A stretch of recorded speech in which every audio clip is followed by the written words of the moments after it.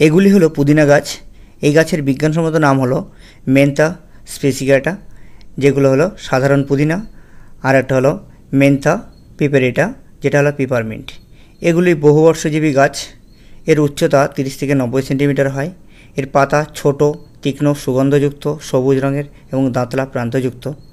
এর ডালপালা নরম, বৃত্তাকার এবং প্রায়ই হালকা লালচে বা সবুজ রঙের হয়। এর মূল স্থিতিশীল মাটির নিচে শিকড় দিয়ে ছড়িয়ে পড়ে। এর ফুলগুলি ছোট ছোট, লালচে, ফ্যাকাশে বেগুনি বা সাদা রঙের হয়।